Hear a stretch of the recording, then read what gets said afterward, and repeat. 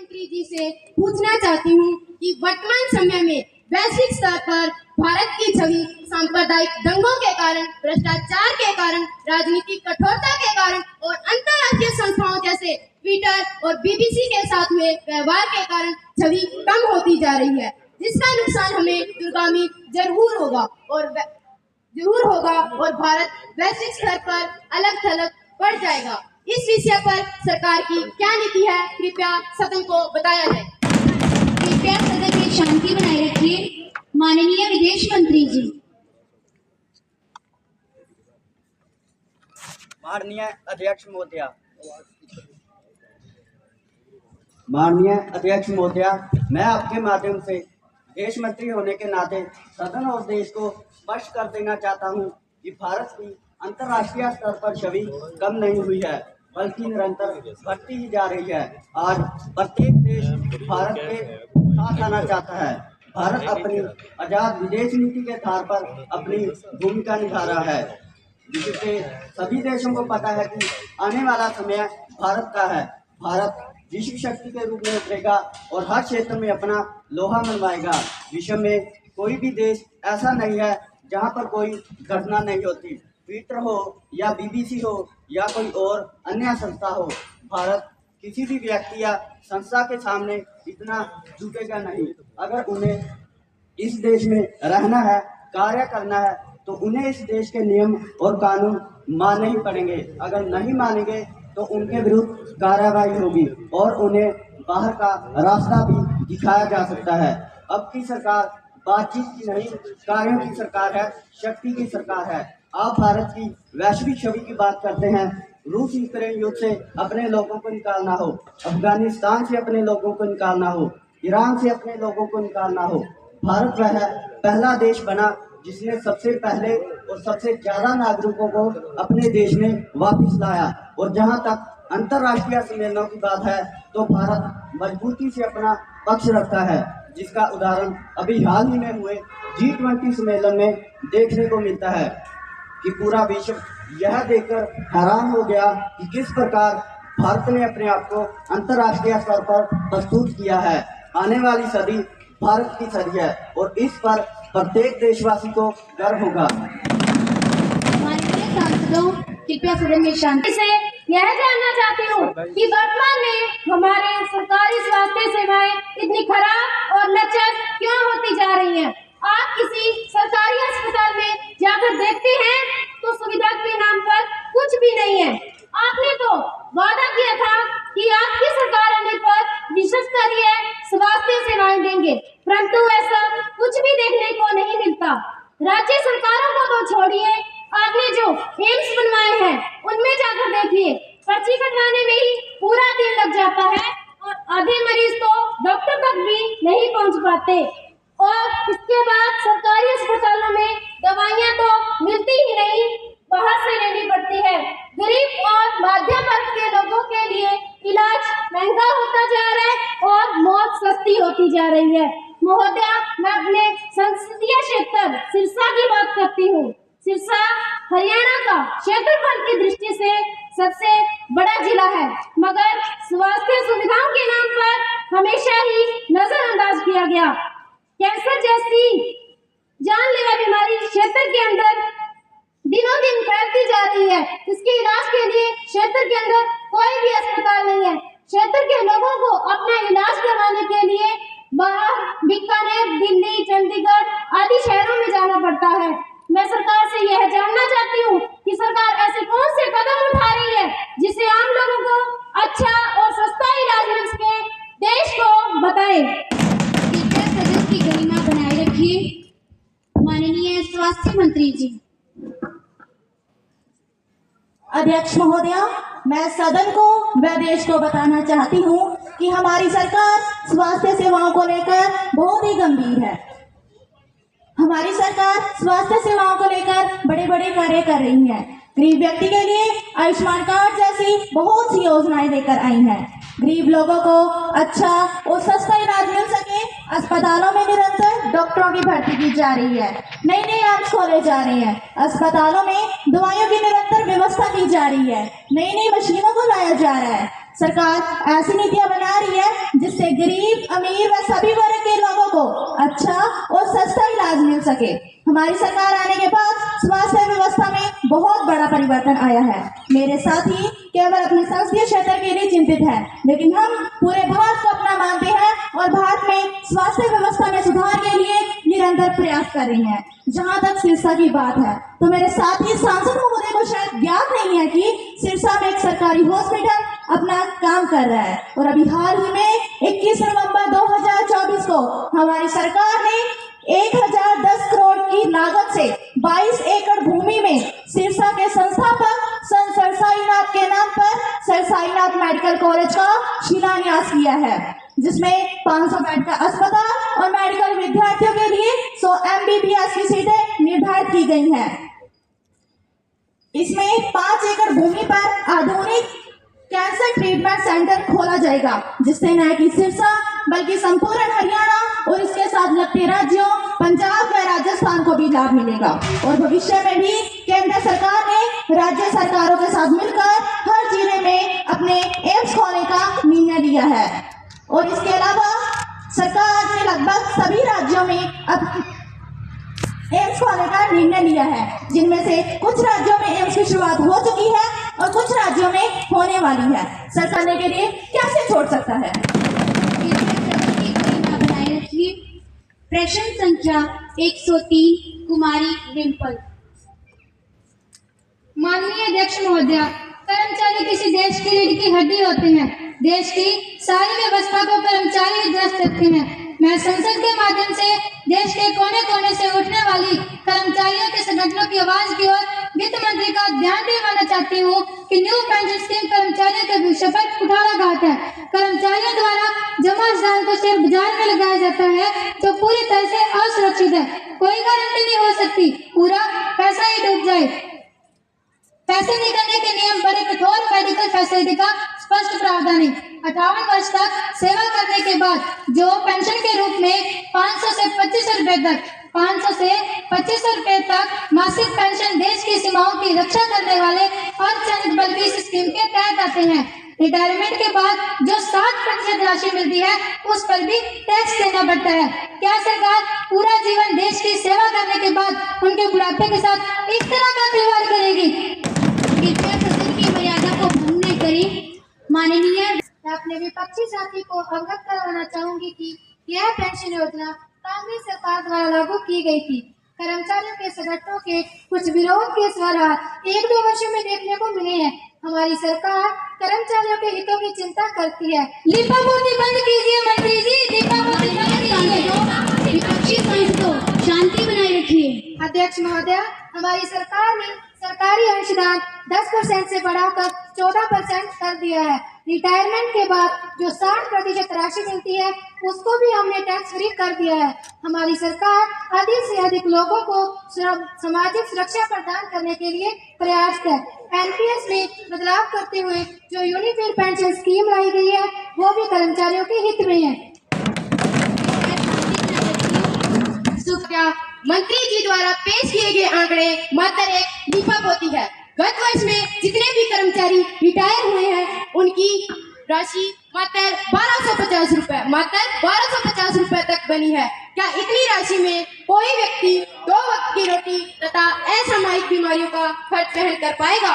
महोदया, यहाँ तक कि सरकार की स्कीमों की वजह से पेंशन भोक्ता की राशि उसकी मृत्यु के बाद उसके आश्रितों को भी नहीं मिल पाती। वक्त से पहले रिटायरमेंट तक राशि नहीं निकाल सकते। यहाँ तक कि NPS के रखरखाव के लिए खाते में जमा राशि पर 10% वार्षिक का टैक्स भी कटेगा।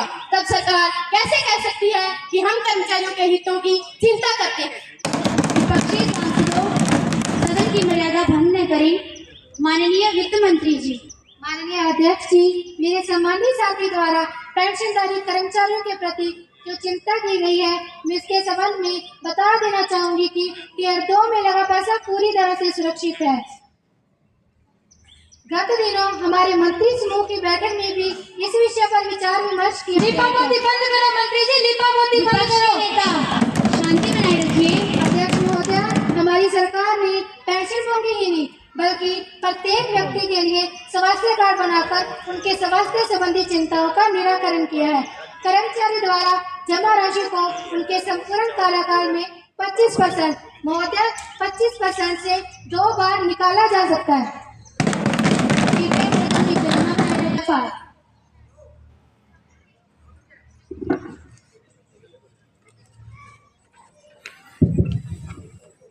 देश मेरा जल रहा है, आग लगी है सीने में। देश मेरा जल रहा है, आग लगी है सीने में। हुकूमरान सब व्यस्त है खून गरीब का पीने में। राम मंदिर या बाबरी का पक्ष नहीं मैं लाया हूँ। घायल भारत चीख रहा, मैं चीख सुनाने आया हूँ। कृपया सदन में शांति बनाए रखिए। अध्यक्ष महोदय, मैं गृह मंत्री जी से पूछना चाहता हूँ, पिछले 1 साल से मणिपुर जल रहा है। सरकार आंखें मूंदे बैठी है। 400 से ज्यादा लोग मारे जा चुके हैं। 60,000 से अधिक लोग बेघर हो चुके हैं। 2 महिलाओं को निर्वस्त्र करके घुमाया गया और उनके साथ दरिंदगी की गई। 11 नवंबर को सुरक्षा बलों और उग्रवादियों के बीच गोलीबारी हुई, जिससे पूरे क्षेत्र में आतंक का माहौल है। इसके बाद इम्फाल घाटी में 16 नवंबर को विधायकों और मंत्रियों के घरों पर तोड़फोड़ की गई। जीरीबाग के राहत शिविर से 3 बच्चे और 3 महिलाएं लापता हो गई। सरकार सिर्फ तमाशा देख रही है, नहीं तो क्या कर रही है सदन को बताया जाए। माननीय सांसदों, कृपया सदन की मर्यादा भंग न करें। माननीय गृह मंत्री जी। अध्यक्ष महोदय, हमारी सरकार की हमेशा से ये नीति रही है कि उग्रवाद को किसी भी सूरत में बर्दाश्त नहीं किया जाएगा और मणिपुर मामले पर भी सरकार गंभीरता से नजर बनाए हुए है। मैं विपक्ष को बता देना चाहती हूँ कि विपक्ष जिस गोलीबारी की बात कर रहा है, उसमें भी हमारे जवानों ने 10 उग्रवादियों को मार गिराया है। और जहाँ तक विधायकों और मंत्रियों के घरों पर तोड़फोड़ का सवाल है, तो उसमें से 40 से 50 लोगों को अब तक गिरफ्तार किया जा चुका है और जो बच्चे और महिलाएं अगवा कर दिए गए थे, उनको भी सुरक्षित रिहा करवा लिया गया है। उनके साथ दरिंदगी करने वालों को भी जेल भेज दिया गया है। प्रश्न शुरू हुई थी सरकार और गाय पर अटक गई। चाय से शुरू हुई थी सरकार और गाय पर अटक गई। 10 साल में विकास की मौसी रास्ते से भटक गई। माननीय अध्यक्ष महोदय, मैं आपके माध्यम से प्रधानमंत्री जी से यह पूछना चाहती हूँ कि देश में चुनाव संबंधी सुधार करने के लिए आपकी सरकार क्या कर रही है। आप तो नारा देते थे कि एक देश एक चुनाव, एक विधान एक संविधान, परंतु आप चुनाव प्रक्रिया में एक भी सुधार नहीं कर पाए, बल्कि चुनाव तो एक औपचारिकता मात्र रह गए हैं। सरकार मनचाहे चुनाव नतीजे लाने के लिए ईवीएम से छेड़छाड़ कर रही है। राजस्थान, हरियाणा और मध्य प्रदेश के चुनाव नतीजे हैरान करने वाले हैं, जो ये स्पष्ट करते हैं कि ईवीएम से छेड़छाड़ की गई है। कृपया सदन में शांति बनाए रखिए। माननीय प्रधानमंत्री जी। माननीय अध्यक्ष महोदय, हम जल्द ही चुनाव प्रक्रिया में सुधार के लिए संविधान में संशोधन करने वाले हैं। एक देश एक चुनाव के लिए हम जन सहमति बनाने का प्रयास कर रहे हैं। इसी सदन में हम इलेक्शन लॉ अमेंडमेंट्स बिल लाने वाले हैं। यह पूरे देश के हित में होगा और मुझे पूर्ण विश्वास है कि विपक्ष उस पर भी हंगामा ही करेगा। और रही बात ईवीएम की, तो ये तो विपक्ष का स्वभाव बन चुका है। जब हार जाते शांति बनाए रखिए। अध्यक्ष महोदय, जब हार जाते हैं तो सारा ठीकरा ईवीएम पर फोड़ा जाता है। ईवीएम पूरी तरह सुरक्षित है, इसके साथ किसी भी प्रकार की छेड़छाड़ गड़बड़ी नहीं हो सकती। शांति बनाए रखिए। माननीय सांसदों, अब शून्यकाल आरंभ होता है। कुमारी प्रभजोत। ना शिवालों को जानते हैं, जो भूखे होते हैं साहब, वह सिर्फ भोजन के निवालों को जानते हैं। अध्यक्ष महोदय, छत टपकती है उसके कच्चे मकान की, छत टपकती है उसके कच्चे मकान की, फिर भी बारिश हो जाए तमन्ना है किसान की, तमन्ना है किसान की। माननीय अध्यक्ष महोदय, जब मैं सदन में खड़ी होती हूँ तो मेरी नजर एक बार एक किसान पर चली जाती है। उसकी वही कच्ची दीवार, उसका वही छप्पर, वही गाय, वही बाजरा जो झाल से पैदा हुआ है, उस संस्कार को मैं भूल नहीं सकती। मैं भी उसी संस्कार में पली बड़ी हूँ। अध्यक्ष महोदय, भारत एक कृषि प्रधान देश है, जिसकी 70% जनसंख्या कृषि कार्य में लगी है। देश की 4 सालों से देश के कोने कोने से किसान धरने, प्रदर्शन, अनशन कर रहे हैं, जिसमें अब तक 900 से अधिक अध्यक्ष महोदय 900 से अधिक किसान अपनी जान गंवा चुके हैं और अभी भी धरने प्रदर्शन जारी है। किसान जगजीत सिंह डलेवाल पिछले 1.5 महीने से आमरण अनशन कर रहे हैं। उनकी तबीयत लगातार खराब होती जा रही है। इसके लिए उत्तरदायी कौन है? माननीय सांसदों, कृपया शांति बनाए रखिए। किसानों का इतना अपमान क्यों हो रहा है? सरकार जवाब दे कि किसानों के हालात इतनी दयनीय क्यों है? विपक्षी दल, कृपया सदन की गरिमा बनाए रखिए। क्या सरकार ने किसानों के हालात सुधारने, स्वामीनाथन आयोग की रिपोर्ट लागू करने और किसानों की आय दोगुनी करने के लिए कोई कार्य कर रही है? यदि हाँ तो सदन में बताएं। क्या सरकार द्वारा किसानों की आर्थिक सहायता के लिए कोई योजना लागू की है? यदि हाँ तो कितने किसानों को लाभ मिल रहा है? क्या सरकार आंदोलन में मारे गए किसानों को मुआवजा देगी? स्थिति सदन में स्पष्ट करे। शांति बनाए रखिए। माननीय अध्यक्ष महोदय जी, मैं आपके माध्यम से सदन को बताना चाहती हूँ कि सरकार किसानों की समस्या के प्रति अति गंभीर है। सरकार किसानों की हालत सुधारने के लिए भरसक प्रयत्न कर रही है। और बात जहाँ तक स्वामीनाथन रिपोर्ट की है तो मैं सदन को बता देना चाहती हूँ। विपक्षी दल, कृपया शांति बनाए रखिए। स्वामीनाथन आयोग के अनुसार प्रति वर्ष फसलों के मूल्य में 1.5 गुना बढ़ोतरी की जा रही है। सरकार कृषि के विकास के लिए किसानों को बैंकों से 4% ब्याज दर पर किसान क्रेडिट कार्ड की सुविधा भी प्रदान कर रही है। सरकार ने किसानों की आय दुगनी करने के लिए एक अंतर मंत्रालय समिति का गठन किया है, जो किसान की आय बढ़ाने वाले 7 पहलुओं पर काम कर रही है। सरकार द्वारा राज्य सरकारों के माध्यम से प्रत्येक राज्य में प्रधानमंत्री फसल बीमा योजना लागू की गई है, जिसका फायदा हर किसान को होगा जिसकी फसल किसी कारणवश खराब हो चुकी है। सरकार ने पीएम किसान निधि योजना लागू की है, जिसके तहत किसानों को 6,000 प्रति वर्ष आर्थिक सहायता दी जाएगी। इस योजना से 11 करोड़ 30 लाख किसानों को लाभ मिल रहा है। सरकार प्रधानमंत्री कृषि सिंचाई योजना लागू कर रही है, जिससे भाषणबाजी बंद करो। कृपया सदन में शांति बनाए रखिए। सांसदों, कृपया सदन में शांति बनाए रखिए। जिससे हर खेत को पानी मिलेगा, उसके खेत में हरियाली आएगी, उसके चेहरे पर लाली आएगी और हर घर में खुशहाली आएगी। कृपया सदन में शांति बनाए रखिए। कृषि मंत्रालय के पास आंदोलन में मारे गए किसानों का कोई रिकॉर्ड नहीं है, तो मुआवजा देने का तो सवाल ही नहीं उठता। शांति बनाए रखिए। माननीय अध्यक्ष महोदय जी, मैं सदन के माध्यम से साढ़े पंजाब में बढ़ रही नशे की प्रवृत्ति एवं ड्रग तस्करी की समस्या को उजागर करना चाहता हूँ। युवा वर्ग किसी भी देश का भविष्य होता है। पंजाब में नशे का दरिया बह रहा है, जो लोगों के अरमानों को अपने साथ बहाता जा रहा है। साढ़े पंजाब इस समस्या का काबू आने की बजाय निरंतर बढ़ रही है। हाल ही में गुरदासपुर सीमा के पास हीरोइन की एक बड़ी खेप पकड़ी गई है। एक रिपोर्ट के अनुसार तो पंजाब में हर वर्ष 7500 करोड़ रुपए के नशीले पदार्थों का सेवन किया जाता है।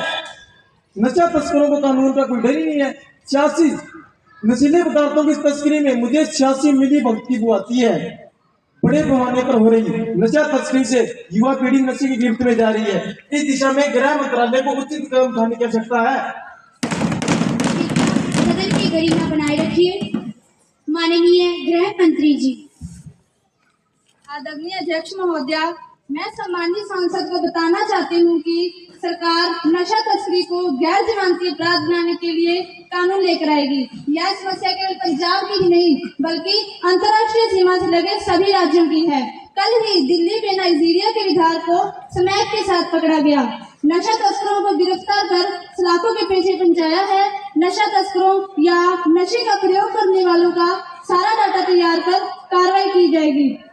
हाल ही में केंद्र की पहल पर पंजाब से लगते 7 राज्यों के मंत्रियों द्वारा चंडीगढ़ में मंथन किया गया। नशीले पदार्थों के दुरुपयोग से निपटने के लिए माता पिता, समाज तथा सोशल मीडिया से भी ठोस पहल करने का अभियान चलाया जाएगा। गृह मंत्रालय इस समस्या को लेकर अत्यधिक गंभीर है। सरकार के प्रयासों के सुखद परिणाम शीघ्र ही राष्ट्र के सामने होंगे।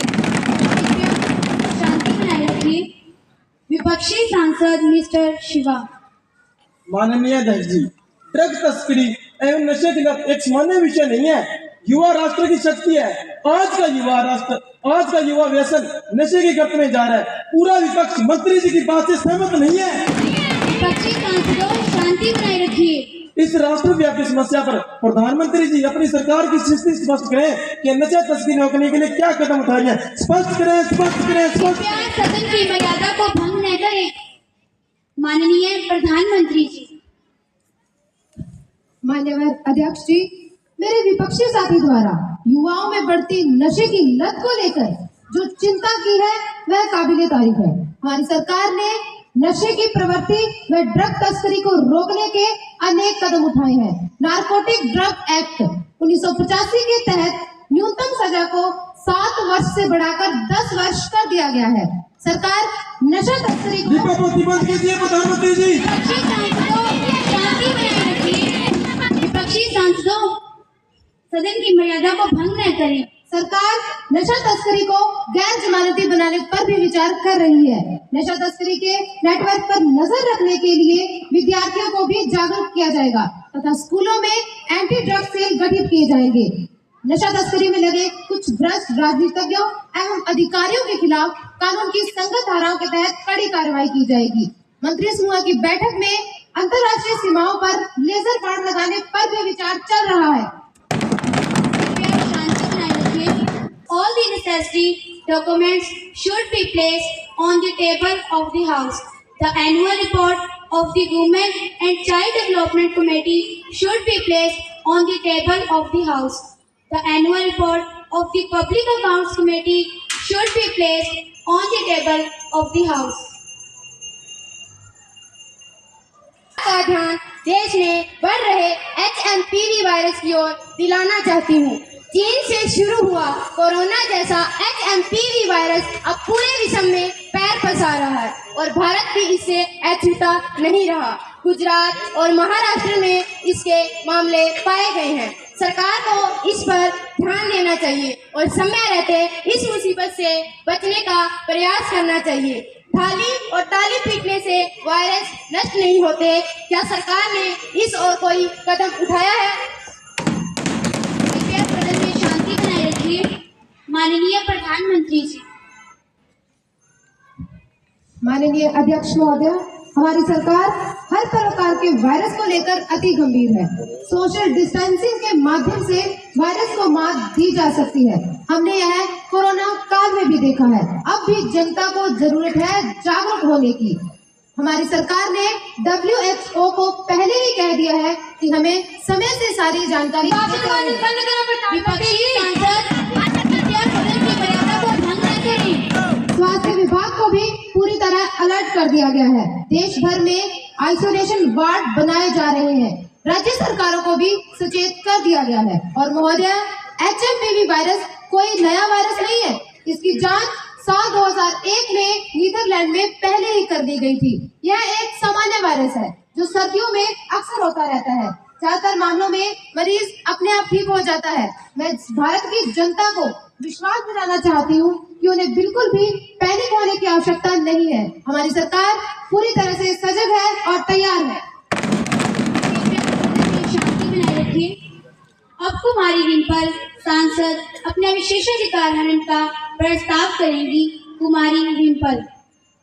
माननीय अध्यक्ष महोदय, कल मैं संसद के अधिवेशन में उपस्थित होने के लिए घर से आ रही थी कि चांदनी चौक पर कुछ अज्ञात लोगों ने मेरी गाड़ी रुकवाकर कुछ अभद्र शब्द कहे और मेरे ऊपर शाही फेंककर मुझे अपमानित करने का प्रयास किया। बड़ी मुश्किल से ड्राइवर की समझदारी से मैं वहां से निकली, इसीलिए मैं संसद के अधिवेशन में उपस्थित नहीं हो सकी। न जाने यह लोग कितने ही लोगों के अधिकारों का हनन करते होंगे। कृपया इस मामले पर उचित कार्रवाई की जाए। कृपया शांति बनाए रखिए। क्या आपने इस संबंध में पहले नोटिस? मैंने प्रातः आज 10 बजे इसका नोटिस दे दिया है। इसकी जांच करा दिया जाएगा। माननीय सांसदों, अब कुमारी पायल सदन से काम रोको प्रस्ताव पर अनुमति मांग सकती हैं। कुमारी पायल।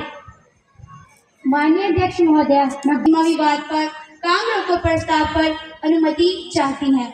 प्रश्न यह है कि कुमारी पायल को काम रोको प्रस्ताव की अनुमति प्रदान की जाए। तो जो इसके पक्ष में है कृपया वे हाँ कहें। महासचिव जी, पक्ष के सदस्यों की गिनती की जाए।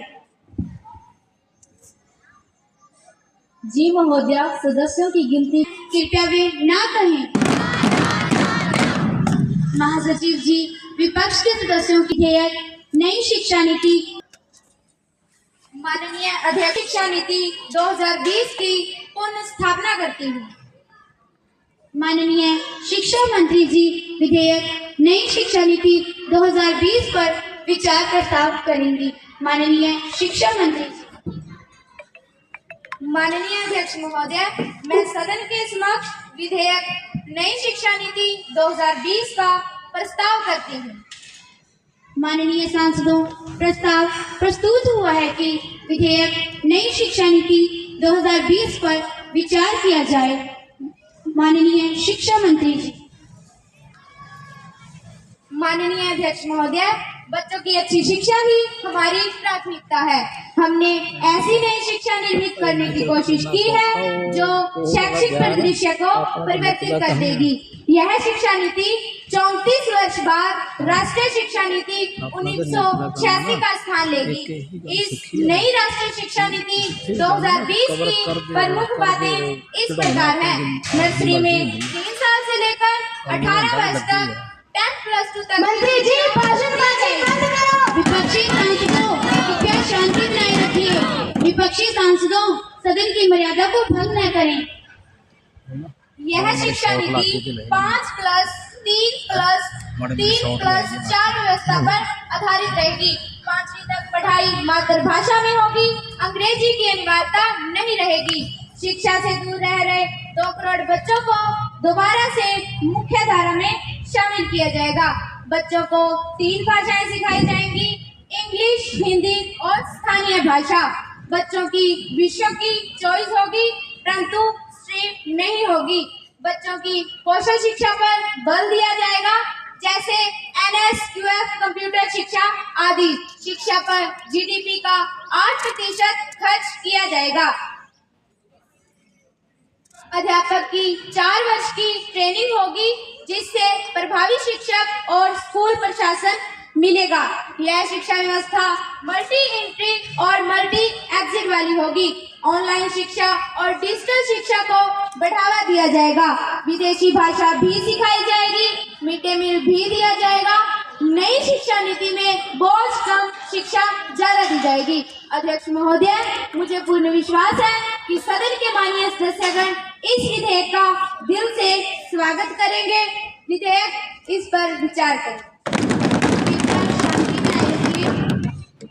माननीय कुमारी जशन।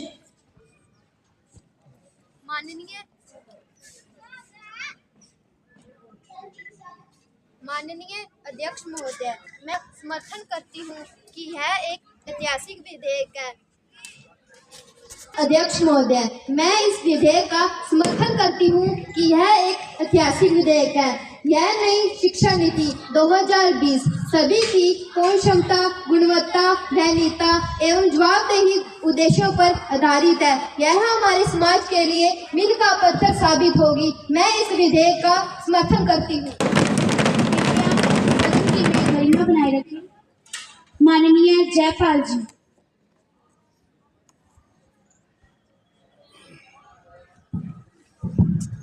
कि यह विधेयक खामियों से भरा हुआ है। मैं इस विधेयक का विरोध करता हूँ। कृपया शांति बनाए रखें।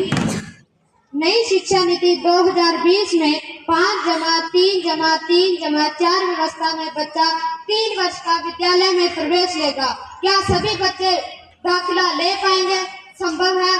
जैसे कुमंतु जातियों के बच्चे, झुग्गी झोपड़ियों में रहने वालों के बच्चों का दाखिला कैसे हो पाएगा? जो समय समय पर अपना स्थान बदलते रहते हैं, उन बच्चों के लिए नई शिक्षा नीति में कोई ठोस प्रावधान नहीं है। मैं इस विधेयक का विरोध करता हूँ। कृपया सदन की मर्यादा भंग न करें। माननीय सांसद मिस्टर शिवा। अध्यक्ष महोदय, अध्यक्ष महोदया, मुझे तो यह नई शिक्षा नीति एक राजनीतिक एजेंडा सा लगती है। मैं इस विधेयक का विरोध करता हूँ। कृपया शांति बनाए रखिए। इस नई शिक्षा नीति में प्रारंभिक शिक्षा मातृभाषा में देने की बात कही गई है। क्या सभी क्षेत्रों की मातृभाषा में पुस्तकों को छापा जा सकता है और सभी मातृभाषा में अध्यापकों की व्यवस्था करना संभव है? और क्या एक विषय के अध्यापक अलग अलग विषय पढ़ाने में सक्षम होंगे? इस पर सरकार का ब्लूप्रिंट स्पष्ट नहीं है। मैं इस विधेयक का पुरजोर विरोध करता हूँ। गरिमा को बनाए रखिए। माननीय सांसद कुमारी जसमीत।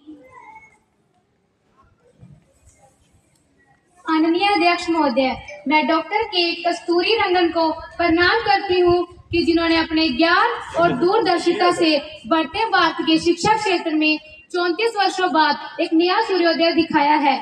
नई शिक्षा नीति 2020 का उद्देश्य तर्क और नए कौशल को प्राथमिकता देना है, प्रत्येक छात्र की क्षमता को सामने लाना है। स्कूलों और कॉलेजों में मार्शल आर्ट और योग जैसे प्रशिक्षण देकर उनके अंदर के कौशल को निखारा जाएगा। नई शिक्षा नीति से रोजगार के नए अवसर मिलेंगे, उद्योगों को बल मिलेगा। नई शिक्षा नीति नया सवेरा लेकर आएगी। मैं इसका समर्थन करती हूँ। कृपया शांति बनाए रखिए। अध्यक्ष महोदय, पूर्व राष्ट्रपति अब्दुल कलाम ने यह कहा है कि दुनिया को बदलने का सशक्त हथियार शिक्षा है। यदि किसी राष्ट्र में शिक्षा के साथ खिलवाड़ किया जाए तो इसकी दुर्दशा का अनुमान कोई नहीं लगा सकता। हमारे देश में पढ़े लिखे छात्र, वैज्ञानिक, डॉक्टर, अध्यापक आतंकवादी गतिविधियों में शामिल हो रहे हैं। उनमें शिक्षा राष्ट्रता की भावना नहीं भर पाई।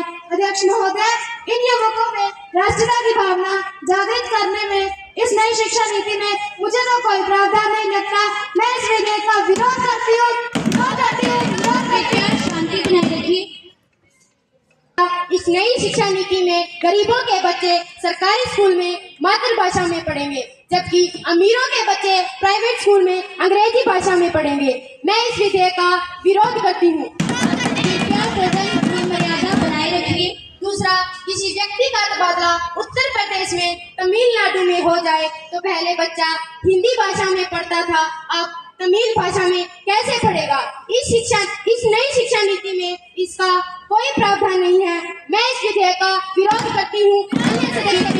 शांति बनाए रखिए। माननीय प्रधानमंत्री जी। माननीय अध्यक्ष महोदय, यह नई शिक्षा नीति भारत के शिक्षा स्तर को मजबूत करने और बच्चों को उनकी संस्कृति से जोड़ने के लिए एक अहम बदलाव लाएगी, जिससे बच्चे विदेशों का आकर्षण छोड़कर अपनी संस्कृति की तरफ आकर्षित होंगे। नई शिक्षा नीति अलग अलग संस्थाओं के बीच छात्रों को अपने एजुकेटेड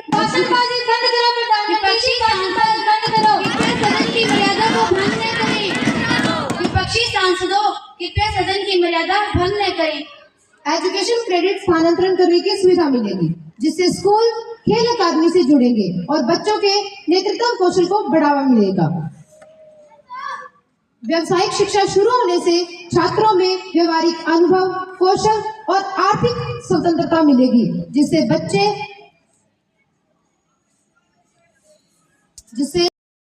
अध्यक्ष महोदय, मैं उन सभी सदस्यों की आभारी हूँ जिन्होंने इस विधेयक का समर्थन किया और उनके प्रति भी आभार प्रकट करती हूँ जिन्होंने रचनात्मक आलोचना की। उन सभी सुझावों के प्रति आभारी हूँ जो इस सदन द्वारा दिए गए। अध्यक्ष महोदय, नई शिक्षा नीति 2020 इसरो के पूर्व चीफ शिक्षा कमेटी के अध्यक्ष डॉक्टर के कस्तूरी रंगन ने इस मसौदे को बड़ी मेहनत से तैयार किया है। यह एक ऐसी यात्रा रही है, इसमें प्रत्येक व्यक्ति ने व्यक्तिगत और सामूहिक रूप से हमारे देश के व्यापक परिदृश्य के विभिन्न आयामों को शामिल किया गया है। मंत्री जी, विपक्षी सांसदों कृपया सदन की गरिमा को द्वारा सशक्त और नए भारत का निर्माण किया जाएगा। भारतीय शिक्षा में भारतीयता लाने तथा भारत को विश्व गुरु बनाने के लिए प्रयासरत है तथा शिक्षा में जमीनी स्तर पर परिवर्तन तथा रोजगार युक्त शिक्षा बनाने के लिए प्रयास किया जाएगा। मैं सदन से इस विधेयक को पास करने का निवेदन करती हूँ। कृपया सदन में शांति बनाए रखिए। विधेयक का द्वितीय वाचन पूर्ण होता है। अब तृतीय वाचन पर चर्चा होगी। माननीय शिक्षा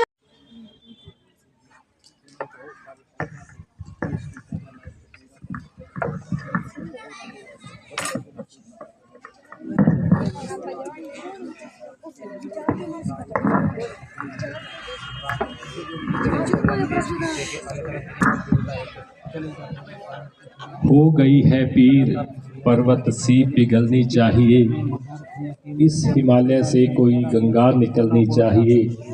सिर्फ हंगामा खड़ा करना मेरा मकसद नहीं, मेरी कोशिश है कि ये सूरत बदलनी चाहिए।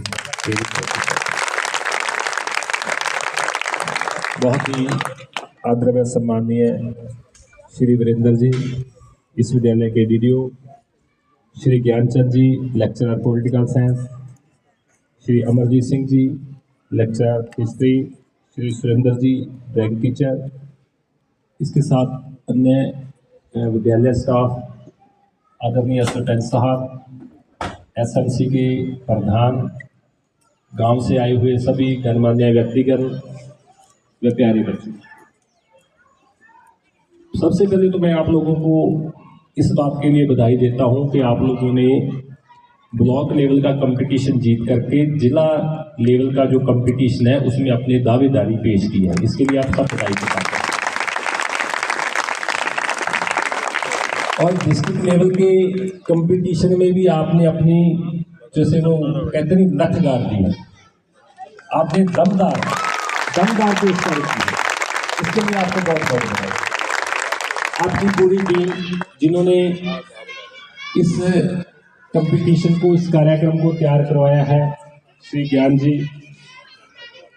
पूरा विद्यालय स्टाफ, सभी के इसमें सहयोग है। मैंने देखा सरपंच साहब और एसएमसी के प्रधान और अन्य जो गणमान्य व्यक्ति हैं वो भी पूरा आप लोगों को सहयोग कर रहे हैं।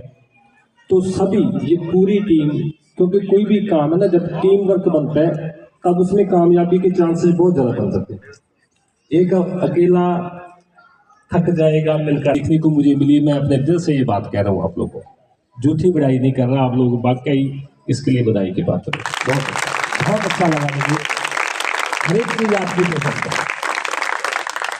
डिस्ट्रिक्ट लेवल पर आप लोगों ने, अगर मैं कहूँ कि हमारी मुश्किलें बढ़ा दी हैं, हम जिस दिन जाते हैं ना तो हम उस दिन की कार्रवाई से देख लेते हैं कि पिछले में ये ऐसा था, ये ऐसा था। आज यहाँ पर आने के बाद हमें लगा कि एक बार हमें फिर पीछे से दोबारा जान मारनी पड़ेगी और दोबारा से फिर देखना पड़ेगा कि कौन अच्छा जा रहा है। क्योंकि अच्छे साल है, सब बहुत अच्छी तैयारी कर रहे हैं और उन अच्छों में से हमें एक सबसे अच्छे को आगे लेके आना है। तो मैं अक्सर एक बात, कंपटीशन के बारे में अक्सर मैं एक बात कहता हूं कि आपने इसमें भाग ले लिया, ये बहुत बड़ी बात है। ब्लॉक लेवल पर जीत गए आप, ये उससे भी बड़ी बात है। डिस्ट्रिक्ट लेवल में आप पहुंच गए, इससे भी बड़ी बात है। तो कोई जब हम कंपटीशन लड़ते हैं तो हम या तो जीतते हैं या सीखते हैं। हार की कोई कहीं पर कोई ना तो गुंजाइश ना होती है, क्योंकि